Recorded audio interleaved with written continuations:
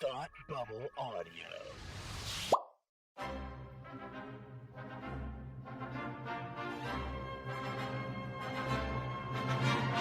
Look, up in the sky! You will never find the more wretched hive of scum and villainy. Welcome to Beer with Geeks with Tim and Frank. Who are you? I'm Batman. I am Iron Man. Your friendly neighborhood Spider-Man. Hi, Christopher. I'm Nero. My name is Inigo Montoya. You're a wizard, Harry. A couple of guys with a couple of beers and a whole lot of pop culture nostalgia. Make it so, number one. Ladies and gentlemen, the Beatles. Name the dog, Indiana. Life finds a way. I am serious. And don't call me Shirley. Now sit back and crack open a cold one, because it's time for Beer with Geeks. It comes in pints? Shaken, not stirred. Great Scott! I was way off. I knew it started with an S, though. Hi, and welcome to Beer with Geeks. We're two geeks geek out with beer. I'm Tim, and with me, as always, is my friend who loves to notice people who don't exist anymore. It's Frank. How are you today? I'm doing great, and I notice you, even though you do exist, and you will continue to exist, and I'm grateful very much. that you exist because you're my bud. So, how are you doing?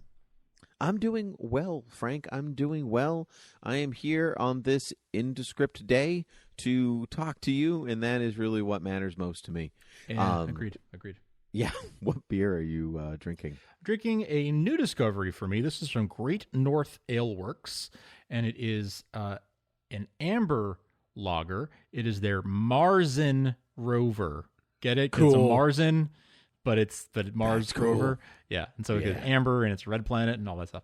Yeah, it's really, really good. And I really appreciate that their the Surgeon General warning on the side of the can is written in a Star Wars fading away scroll text scroll. That's awesome. That is going away from the point of view.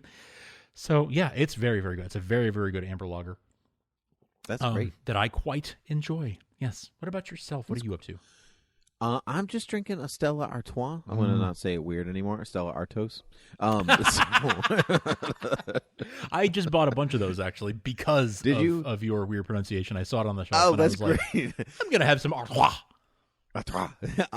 I actually was drinking one the other day, and my wife came into the room, and she was like, "Oh, Stella Artois." She doesn't listen to the show, so which is even funnier. She doesn't care about us talking to one another, so she doesn't listen. So she just said it weird because she said it weird. She's never heard me say it weird before. So yeah, but they were purchased for one of the recent holidays we had by the host. My parents, and my mom texted me, or I was at the house, I can't remember, and they were like, "Do you want these?" Because it turns out we don't like it. So really, that's funny. It was too bitter for them, they said, which I thought they're not huge beer drinkers. Okay. They were more wine and gin connoisseurs, and so like a good cold one on a summer day was about as far as they got, so I was happy to take them. But now obviously I now have to work through like a case of Stella. You poor soul. I know, I'm so upset. Oh no, what a task. No. Yeah, the problem is that I'm old and have a baby, and so it I drink half, and I'm like, hey, baby has a bottle, dad has a bottle. I don't see the problem here. Yeah, it's a little different, but it's okay. Now, Frank, we're here to talk things, but I'm going to have you explain what we're talking about. You know the concept of one-hit wonders, a band that has one big song and then like they never really do anything. Like, sure, they put out other songs, but like they never had a hit ever again, right? And it's sort of like, oh wow, whatever happened to them? Backstreet's back, all right. Never saw them again. I don't know where they came back from. Bad news. That's what you mean, right? Bad, I don't know music. So. Sure. No, I'm talking more about like Chumbawamba with Tub Thumping or the guys who did My Sharona, right? The Knack, like huge song. My Sharona, yeah. That's their only hit. Was I'm Blue a one-hit wonder? I'm blue, da-da-dee-da. Eiffel 65, yes, that's another one. Yes. There you go. Yeah. Norman Greenbaum, Spirit in the Sky. Huge song. Yeah, good song. Right? Classic song. That's the only like big song he ever had. So Redbone, actually, to go off of that. Redbone, Come and Get Your Love. Yeah. Yep. There you go. who said Native American band. We should have all supported them. Honestly, I don't know what was happening with people. Yes, I think the first Native American band to have like a #1 hit. Really? Yeah, awesome. Yeah, and terrible, but awesome. Yeah, absolutely. Yeah, absolutely terrible. Yeah, but yeah. So like those are all one-hit wonders. But what about at the movies, Tim? What about at the movies and on TV when you've got actors who are in, like, they have their big break, they're in a movie, they're in a TV show that breaks big, and they could be a household name, and then you just never see them. Like, maybe they make more movies, make more TV shows, but they never have a big hit ever again, and you find yourself wondering, whatever happened to them? So that's what who are some examples of like one movie wonders or one, show wonders? I've got one. Go for it. I have one. Hit me. And so I don't forget it in case we get out of there. The cast of The Sandlot. The entire cast. The entire cast. But seriously, those were all actors. They were all actors. What happened to... The only one that I know what actually happened to him is Ham. What's his name? Okay. Yeah. The big band Bimo or whatever, Yeah. Like, because he had been in a few other things, and okay, but like I've never seen any of those kids ever again. No, ever. And they had like a reunion a few years ago for the whatever it was 20th, 30th, 25th anniversary of that movie, and I like didn't recognize any of them as adults. I was like, no, I haven't seen any of these guys work. I don't think so. Yeah, totally. That is a great example. For me, I have a handful. One that we talked about early on when we were sort of discussing this, kid who plays Ralphie in A Christmas Story. Like, yeah, monumental, iconic role, iconic movie. Gets played 24/7 during the holidays. Obviously, it's on the brain because the holidays were recent, but like, that kid never grew up to be a didn't do more as a child actor that had any big success, and wasn't really. That was sort of the end of his acting career, at least as far as the public eye is concerned.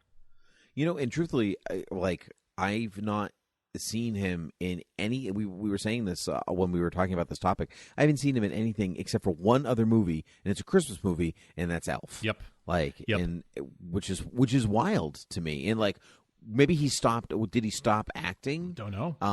And they brought him back for Elf because it was like a fun cameo. I think that's what happened with Elf. I think that it was like, let's have a fun cameo of somebody who's from a classic Christmas movie. That's what I mean. I gotta think that that's what happened there, and it was just a cameo. That was the intention. Yeah. I have another one, but I have to use my one lookup to make Okay. sure that we've actually not seen them again. I don't want it to be like a Shirley Temple thing where I've only ever seen them in one movie. Turns out they've been in all the movies. They were in all the movies ever. Yeah, that's true. I had to look up some. I've got a small list here, and I had to look up some of them too because you do wonder, right? Like, am I just missing? Is there a blind spot in my roster of movies, or has this person just not worked again? Am I crazy, or has this person just not worked again? And for most of them, turns out that they've just never worked again, or never had anything really successful. Kind of makes you wonder. Their agent or their representation. Like, how did that happen? What's yours? Yeah, or they just weren't interested in continuing. So mine is Mary Badham, who played Scout in To Kill a Mockingbird. Oh my gosh, good one. Yeah, because she was nominated for I'm pretty sure she was nominated for an Oscar. Wow. For that part. That makes it even Oscar more. nominee for best supporting actress. To Kill a Mockingbird. Yeah, and she's been in a few things. Like, she was on an episode of The Twilight Zone, but she was in 4 or 5 movies up through the 60s, and then once in 2005, and then once in 2019. That was it. So that's Oscar-nominated actress. She was nominated. That's a really interesting one. Like, people who were Oscar-nominated and you've never seen them in anything ever again. That is... Mm-hmm. That's really interesting. That actually That makes me wonder about another one. I'm just down the rabbit hole of looking up stuff now because of her. So she had no prior acting experience before getting cast. And then she got nominated for an Oscar. And now she works as an art restorer and college testing coordinator. She recently agreed to do movies on a very limited basis, depending on whether she liked the script or the crew. And retired from acting and now lives in Richmond, Virginia. She married in 1975 to a school teacher and spends most of her time raising her 2 children and working. That was written in 1997. Wow. That had me wondering. I remembered that the guy who plays the pirate in Captain Phillips, I'm the captain now. Yeah. I don't think I've ever seen him in anything since then. And I remember he was nominated for like a Golden Globe and a few other things. But it looks like I've just missed him because he was in Castle Rock on Hulu. And I guess he was in Blade Runner 2049. I don't remember him in that. But there you go. So that's not one. He doesn't count. He's not one. Because he has done. Because I've definitely seen him in something. Okay. I think he made a huge splash, I would say, in that movie, like, I am the captain now, because that was like his big coming out, almost, because he wasn't an actor. He wasn't. That was his first credited role. Yeah, and so for him to keep doing stuff is great. I think he's actually in the new Blade Runner TV series too. Oh, that makes sense. Actually, okay, so cool. Good for him. Positive about that, but yeah, good for him. So I guess he is not one. Okay, you have another one though, because I'm out. Yeah. Okay, I got a bunch. I got you. Well, let's stick with the child actors for a moment here. Peter Ostrom, who plays Charlie in Willy Wonka and the Chocolate Factory. Yeah, I've never seen that kid ever again. That kid never acted again. Huge He's like movie. an accountant now never or something. Again. Oh, that actually reminds me. He wasn't the star, so I wasn't sure if this counted. But the kid who plays Peter's son, Robin Williams' son in Hook, is a lawyer now. Yeah, he was completely uninterested in like doing the acting thing, and that was really the big thing that he was in, and that was that. A lot of these folks are child actors who like maybe decided that wasn't what they wanted to do. The girl who plays Lex in Jurassic Park, Ariana Richards, right? Like, yeah, that's right. Yeah. Have we seen Tim? Actually, have we seen Timmy? The kids from Jurassic Park as a collective. Yeah, like, come on, like iconic. Either one of them could have gone on to have huge careers, under the right circumstances, or if they had wanted to. And maybe they didn't want to. I also, here's one, not to stray from the child actors for a moment. George Lazenby. Yeah, that's a great one. On Her Majesty's Secret Service, Bond. made and killed his career in one fell swoop. Well, I mean, so he was what? He was a car salesman, chocolate salesman. Is that what he was? Char and chocolate salesman. Yeah, chocolate car salesman. Let's go with that. There you go. Mm-hmm. Yeah, I'm pretty sure that like he was selling Mercedes or something like that, made of chocolate. And yeah, made of chocolate, or they just had chocolate in the glove compartment or something. Oh, sure. And the Broccolis saw him and were like, You're the next James Bond. And he was like, what? Really? Okay. That sounds like the kind of thing like that, like in a movie from the 30s about making movies. Like that's how. That's so true. We need a new James Bond. Let's go. That's literally what happens in King Kong, right? We need a new girl. Faye dropped out or whatever. Yes, exactly. Like where they were back when they still wanted you to sort of think that maybe the actors were making up the movie as they went along. Man. Yeah. So like what a weird way to get discovered. But then I guess other people have gotten discovered in weird ways. Like I think Perry Como got discovered while he was like selling popcorn at a theater or something. Like people have gotten discovered in weird ways. Yeah. Yeah. Or an usher or something like that. But was he singing to the popcorn? Like what was like what transpired? I do what an not interesting know. Story. Also, like here, I don't know how old I am. I just made a Perry Como reference, like it was still a household name. And you're younger than I am, so how do I make I feel? But yeah, I know. That's how freaking old I am, man. But yeah, like there are funny things. I mean, Harrison Ford was a carpenter, and yeah, that's actually so he was already acting. He was acting, but he only got Han Solo because he was running lines with the people auditioning. Well, that's because George wanted him for Han Solo, Right. and he was like, "No, I'm fine. Tricked him into I'm it. fine making doors." But he was in. He's like, but "Well, he we was don't have anyone to read, so could you just read with the actors?" Like, yeah, all right. sure. Yeah, But but you're right. That is like a strange way to get discovered. In the Right. opposite of what we were talking about here. Well, like yes. almost like strange discoveries. Who's Harrison Ford? I've never heard of him. Right. Is he important? Somewhat. But Harrison Ford was in American Graffiti before that, so That's he right. was That's doing right. some acting, but Yeah. Well, he was. Yeah, but I think it was after. That's how George knew him. And then he was doing work at the studio that George at the offices that George and Spielberg or Coppola. No, Coppola were using. Right, it was Coppola's offices. Yeah, because George and Coppola were friends. They were friends, and they were doing the auditions together, right, for Star Wars and for Apocalypse Now. Apocalypse Now. Okay, that's what it was. Yeah, So- which because they were going to do Star Wars and then do Apocalypse Now, or George was going to direct Apocalypse Now and then do Star Wars, something like that. Something like that. It's something that ended up transpiring. It fell apart. There's a great. Oh, what are we talking about? George Lucas. What else? Yeah, are we why talking not? about? Well, yeah, what else is new? Yeah, there's an excellent George Lucas biography. I think I've listened to it.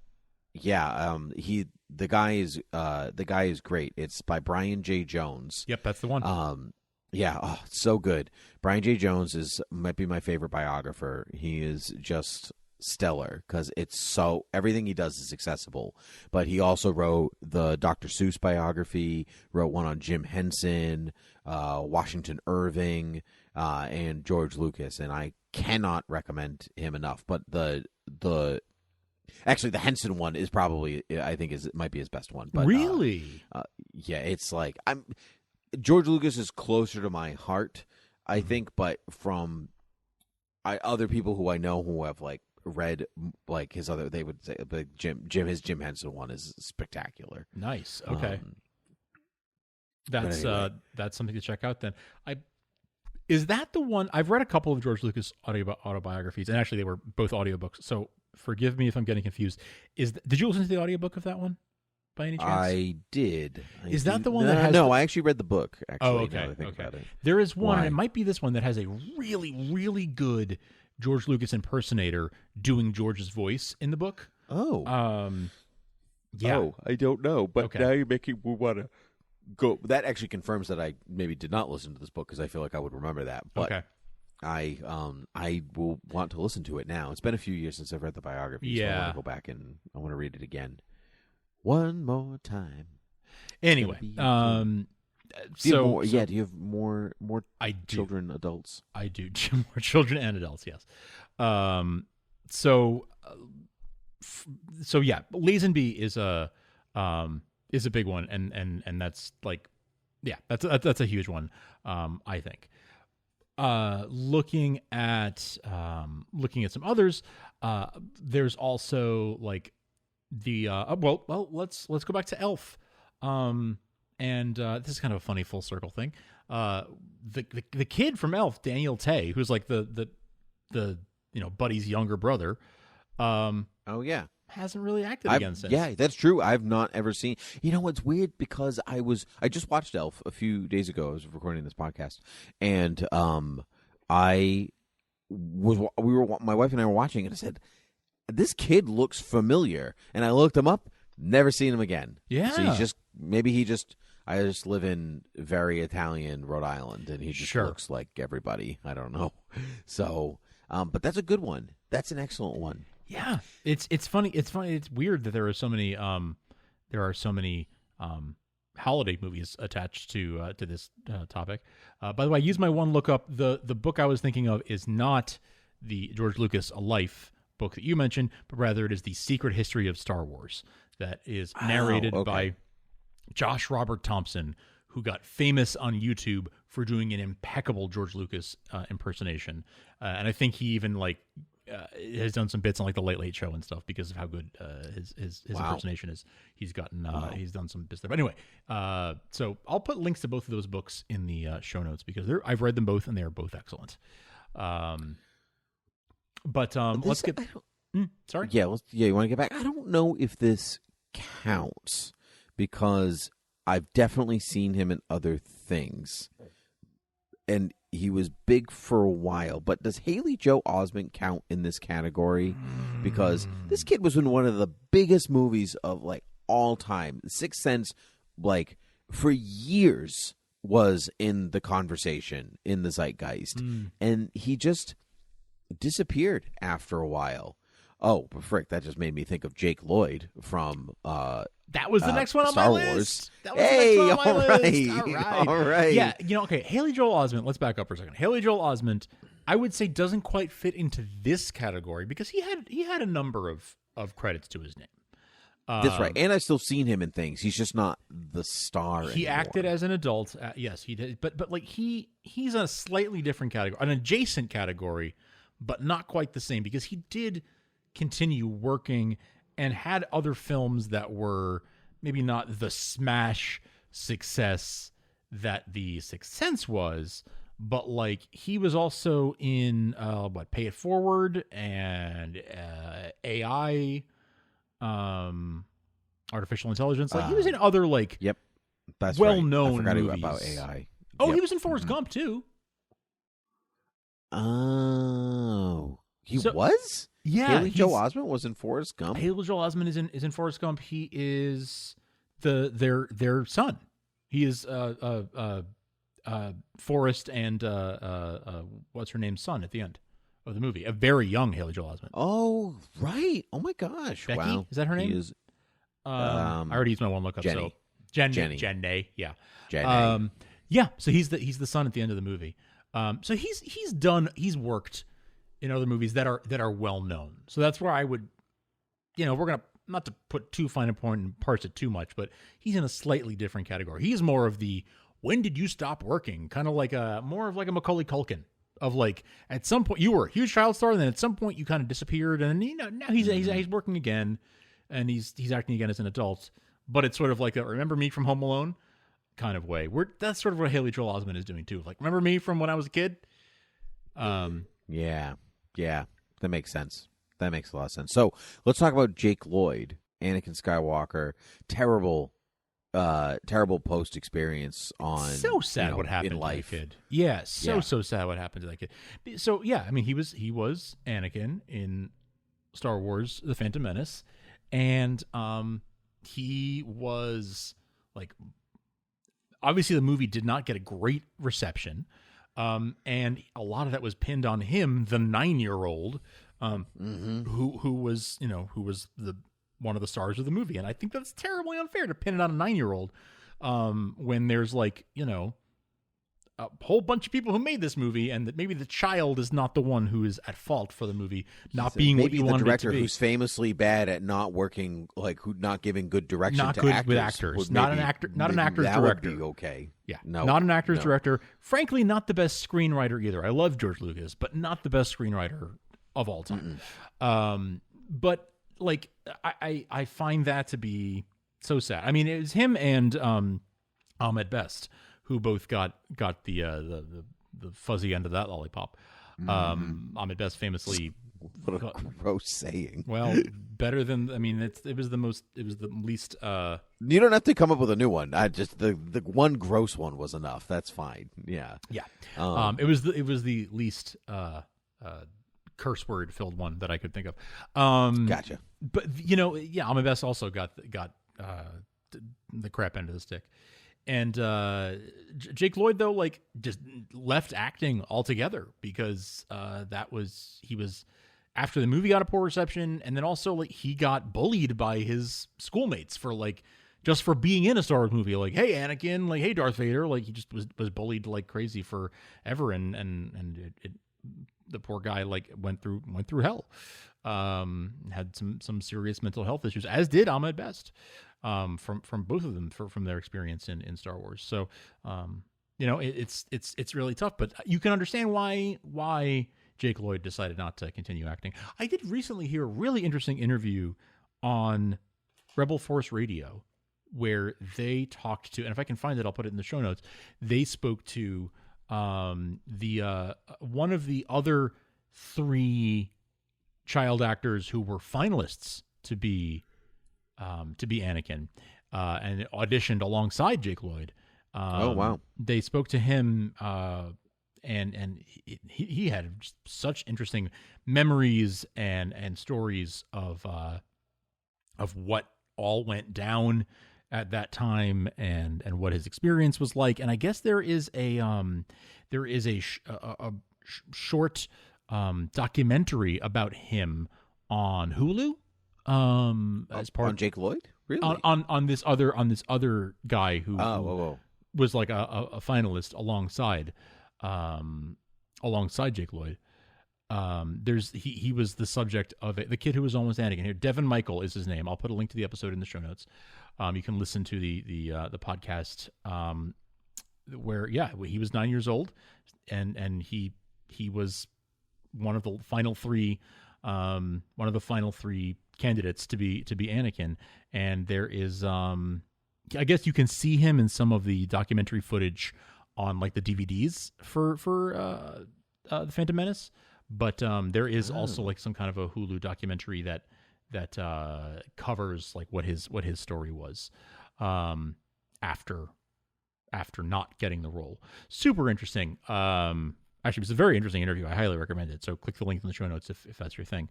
But yeah, so that's Jake Lloyd's a great example of one who he had to back out for like, we know the story of why he had to back out, but we don't know the story of like what happened to the kid from Willy Wonka, what happened to the kid from the kids from Jurassic Park. Like, did they just decide that acting wasn't their thing once they got a little bit older? Did their parents put them up to it, or did they just not have success and decided, well, it's not working out, so I'm gonna do something else? I don't know. That's good. I think I'm happy ending on Jake Lloyd because that's a pretty solid. That's a pretty solid one. That good place to end things. It is a good place to end things.